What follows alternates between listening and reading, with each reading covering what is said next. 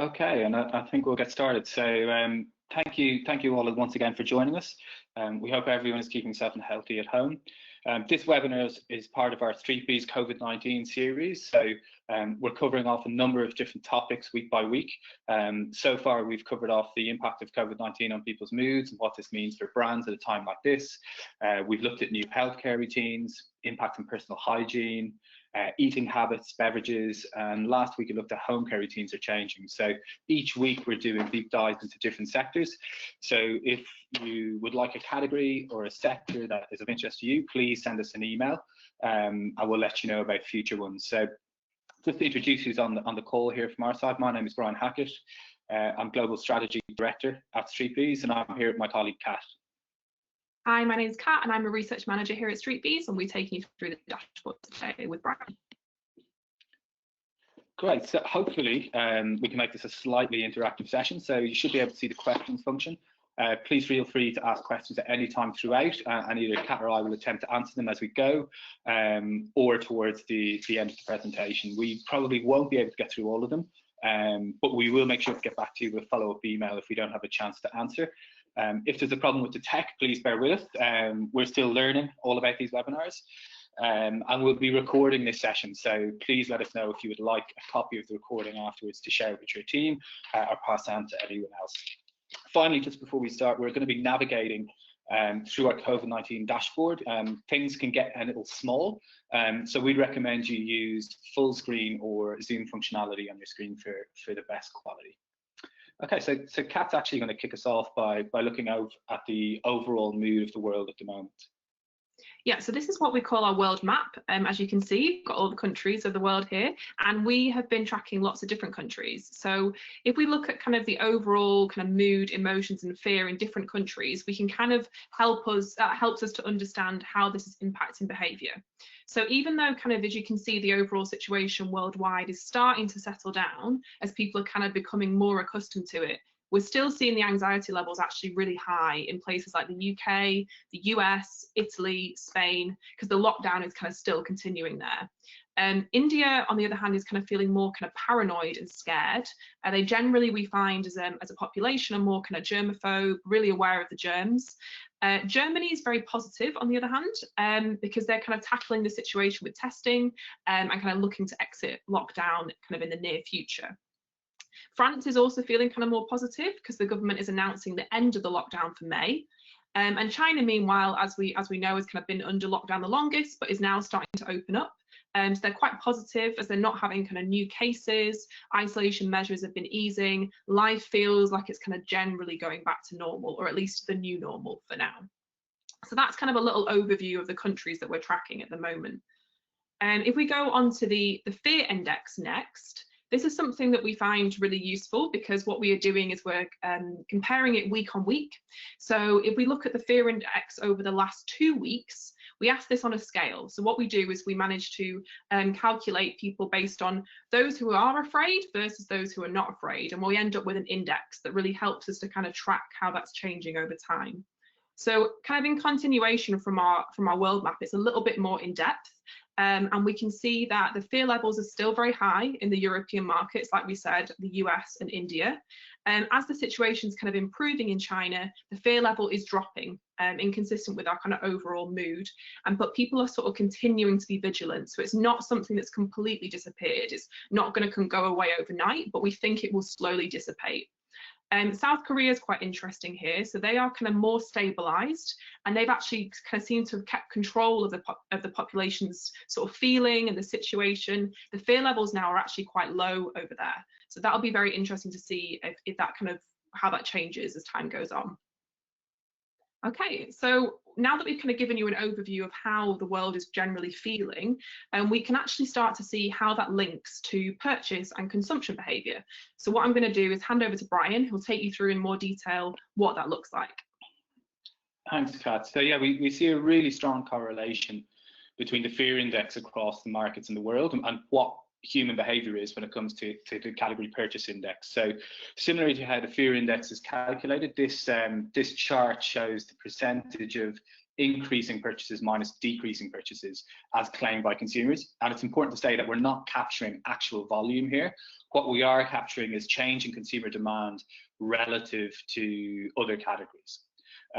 So what we see over the past few weeks is that consumers are predominantly purchasing things that will help them set up to best kind of live out through lockdown and social restrictions, and also to combat the virus. So we're seeing people purchase a lot more cleaning items, long-lasting food items, the personal hygiene category. We've also seen an increase in fresh food in recent weeks, fresh beverages, medical supplies, etc. So all really interesting. When it comes to alcohol, we actually see as a category that there's an ever so slight decrease when it comes to the category purchase index. This is something we're going to be talking about a little later. Other categories that have been purchased significantly less are electronics, beauty, clothing, entertainment and hair care. And we see two key reasons from this, from what our bees are telling us. And the first is that people are kind of prepping or realizing the fact that they're going to be in a more difficult financial position. We see a lot of people, particularly in Europe, have been furloughed. In the US, we've seen a huge amount of job losses, and the focus of spending tends to be in what they need right now and kind of the more basic items they require for living.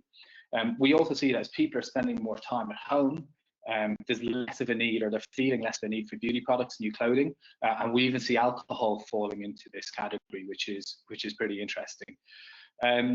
One thing that our clients have been asking about a lot is stockpiling. So stockpiling is a really hot topic, and it's something that a lot of people are talking about. So, and the first thing to kind of clear up is that the definition of stockpiling, it's not people leaving the supermarket with 3 or 4 trolleys worth of toilet roll or papers. What we're seeing from consumers is that they don't want to call it stockpiling, but what they are doing is ensuring that they have a little more of the items that they use frequently and daily. So things like fresh general groceries, things like toilet paper, canned goods, non-perishables. These are all things that people are buying less frequently for the COVID-19 pandemic. And so what we're seeing now is that people are purchasing more of these more often. So that slight increase in purchase behavior by a large number of people is leading to a significant impact on supply chains and availability. One interesting fact here is that China, even though they're a lot more positive and further ahead in the pandemic of other markets, we're seeing maintenance of stockpiling go on, which we feel is interesting for a number of reasons, because it gives an indication that behaviours and different categories that have been purchased will continue to see increased purchasing as things goes on. With regards to alcohol, we're seeing 3% of people globally stockpiling it. It's 17th in terms of categories that are stockpiled. And we're going to look a little bit more into the why behind that as we go forward. So I'm just going to change my screen over to look at the categories. So we've split alcohol down into kind of the core categories of beer, cider, wine and spirits, and immediately kind of that story we saw on the previous chart is coming through, that people are purchasing a little bit less overall, or claiming to purchase a little bit less overall of the various categories.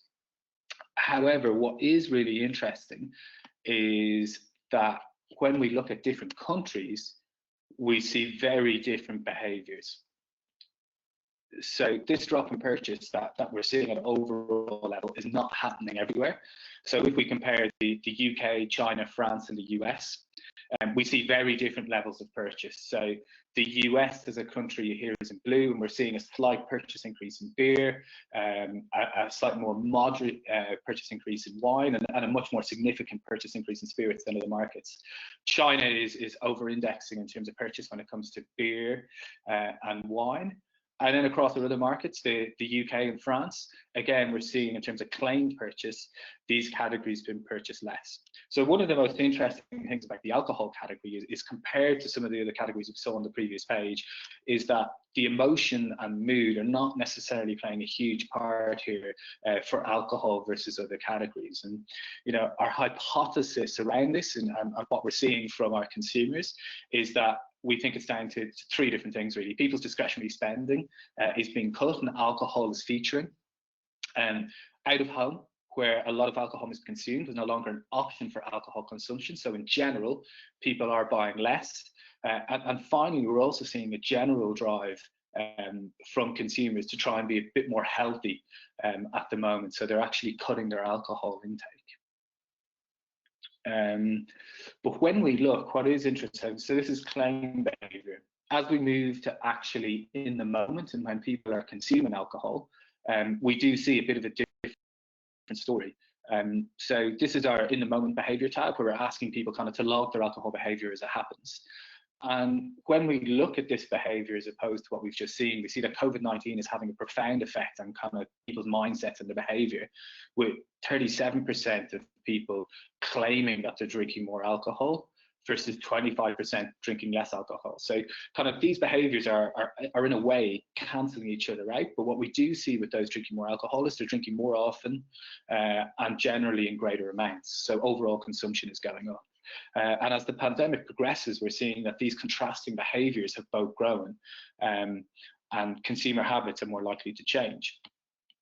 And when we look at kind of the drivers in these habits, we see different age groups kind of reacting in different ways. And what we have here is kind of a breakdown of different age groups. And one of the most interesting things we're seeing is that as people are spending more time at home, there's a combination of boredom and a need to reduce some of the stress and anxiety. And this is causing those consumers who are drinking more alcohol to drink more often. And it's the 35 to 44-year-old age group who's actually coming out on top here. So that's this group here with 50% of people actually consuming more. And when we look at the top reason that they're consuming more alcohol, so why have they made this change today? They're actually doing it to combat boredom and to relax, which is quite interesting. And when we look at our economic tracker, we see that these actually have the highest levels of stress when it comes to their job, and also when it comes to dependence. They have parents older than them who they might be looking after, and they also have a number of children. On the other hand, there's a lot of people taking their health a bit more seriously in order to protect themselves against COVID-19 and keep their immune system strong. And we see this behaviour more inherent with 25 to 34-year-olds who are the group drinking less alcohol here, with 4% of them drinking less alcohol. And the key reason, they're in blue here, is to be healthier.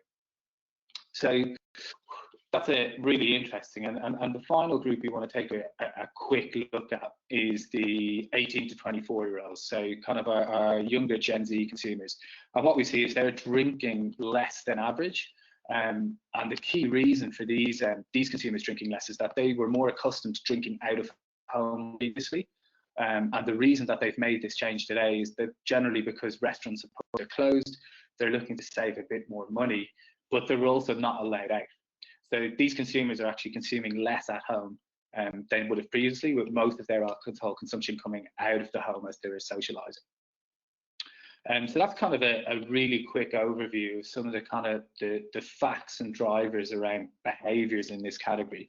And then we thought it might be interesting to look at one category in particular. So Kat's going to have a little look at the spirits category for us.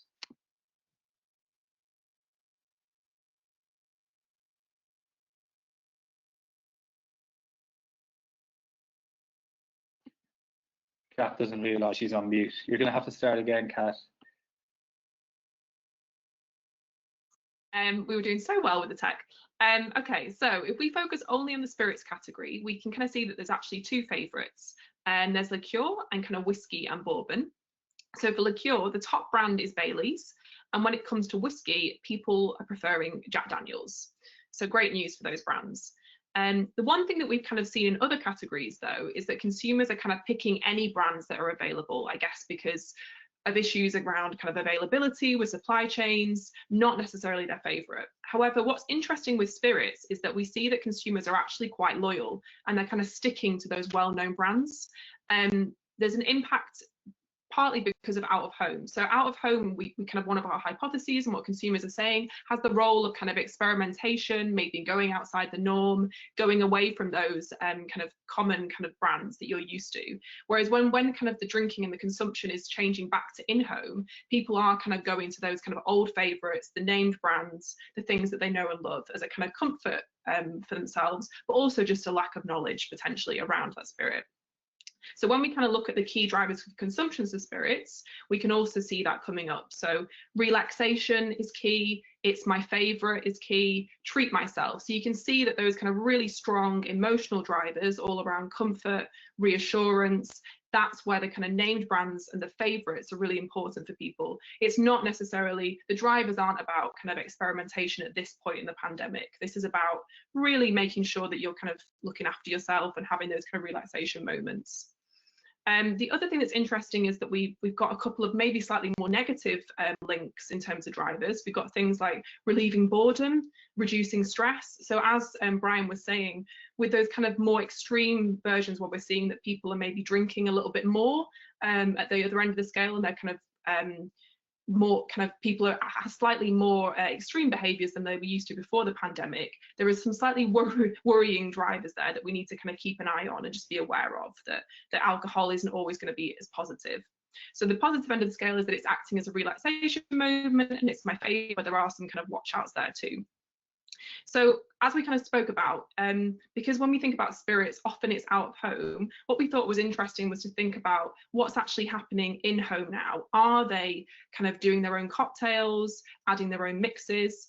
Now what we found is that only 9% of people are consuming spirits that are choosing pre-made cocktails, which could be more convenient during a pandemic, potentially removing the kind of need to buy other beverages that they need to mix in. However, at the same time, there's a sense that maybe they want more control over the amount of alcohol that they're having. So pre-made at the moment is quite small, but we could see that develop as time goes on. Okay, so that kind of brings me on to kind of the consumption side of things and how things, have we seen any kind of differences during the pandemic? We've talked kind of very generally, but obviously there have been kind of celebrations during the pandemic, and one of these was Easter. So this is something that we've actually had clients asking questions around at the moment, but we're going to have a look anyway and kind of see whether we saw behaviour change during the Easter celebrations. So something that we've observed is that consumers are kind of still celebrating those important occasions even during the pandemic and the lockdown. We've seen a rise in alcohol consumption and kind of celebration drinks, so especially in the UK, Germany, Italy. So even though people kind of couldn't gather with family and friends, they're sort of keeping up with some of those traditions. We actually saw that globally, beer and red wine were kind of drunk the most during the Easter period. So if we think about kind of in our quotes, what we've got on the side, we've got lots of verbatims around what people were doing. People were saying things like, it's Easter Sunday, it's bank holiday weekend, I've been very productive today, doing lots of cleaning, so I'm going to reward myself with a quick drink. Or today is Easter Monday, it's traditionally celebrated with a barbecue, and therefore I need a good wine. So you can see that people are still using drinks as a kind of celebration. So what it kind of means for brands, I guess, is thinking ahead, is that the pandemic is not going to go away anytime soon, and certainly there's going to be lots of occasions and special occasions to look ahead to. So end of May, we've got Memorial Day, we've got 4th of July in the US. We kind of can still expect that celebratory mood to be there. And people wanting to enjoy those kind of favourite drinks if we look at Easter. So it's kind of good news for brands in that there's still the kind of usual behaviours. People want that comfort, they want that reassurance during these times. And I'm now going to hand over to Brian, which kind of moves us on to looking towards the future and the new normal potentially. Thanks, Kat. Yeah, I think social gatherings and celebrations and those milestones throughout the year are really important because they represent an opportunity for brands to still play a really important role and not to step back too much. And one of the questions I think we've just been asked and which we'd like to address now is kind of how do we think the out-of-home channel is going to be impacted after COVID-19? And I think what we're seeing in markets and specifically in China as lockdown restrictions ease is that things move very, very slowly back towards normality. So we've been tracking China quite closely for the last 2 weeks, and even though restrictions have eased, people are still being very careful and are not likely to go out and drink and socialise. So what we're seeing from China is that people are more likely to socialise at house parties, drinking in smaller groups with friends, with other family members that they haven't seen in a while. And generally it's quite a controlled environment where they know everyone at that gathering. So some of the things that we're looking at and thinking about for brands is how can they get into these specific moments, which maybe traditionally were called kind of the big night in or house party or entertaining. These are occasions that are going to be driving volume and revenue for alcohol brands much more strongly than having in the past, particularly as we look at a very slow easing of restrictions across all markets. And then on top of those restrictions opening up, we also have kind of the more cautious human behaviour of people not wanting to expose themselves to the virus. We're seeing some interesting plays from out-of-home brands going D2C. So, for example, Shake Shack in the US and Pizza Pilgrims in London are preparing kind of parties in a pack. And I think that's a great way for brands to look at it, is how can we activate in these occasions that are going to grow. So I think really when we address that out-of-home thing, I think it's going to be people entertaining in their own homes, and occasions that may have been quite small in demand spaces and U&A kind of frameworks before are going to increase quite significantly over the next 6 months. So is that going to have an impact on formats? Is that going to have an impact on delivery channels for consumers? So we're going to be tracking this very, very closely over the next couple of weeks, particularly as other countries such as Germany and Italy begin to ease the restrictions, to see how people are socialising, to see what drinks they are returning to. But overall, we do feel the out-of-home channel recovery will be very slow.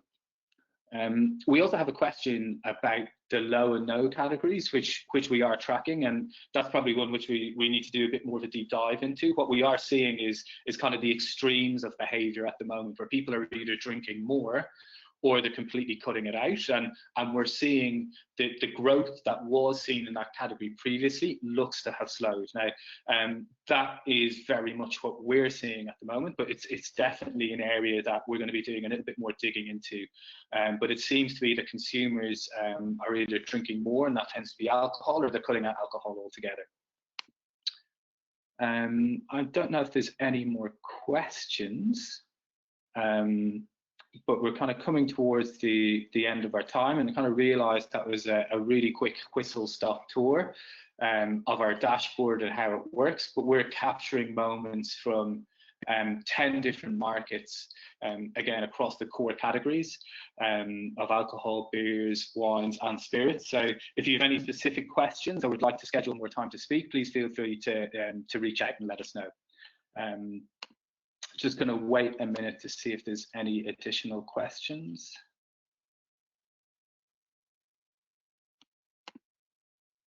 Okay, I think we have one more. Hang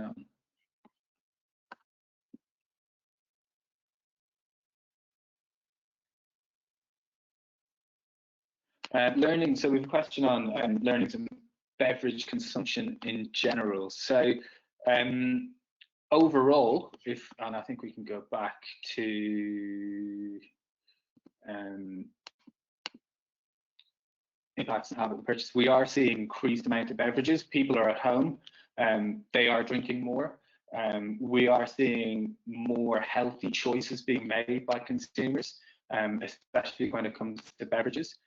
But we also see old favourites increasing as well. So even when we see healthier beverages like juice, like water being chosen, we also are seeing an increase in CSDs, seeing an increase in tea, seeing an increase in coffee. So across total beverages, we're seeing an increase in consumption, particularly related to at home. And this consumption is both healthy, but also some of the old favourites as well. So I think that is it. I think we're probably going to schedule in a broader beverage category webinar in the coming weeks, so please keep an eye out for that.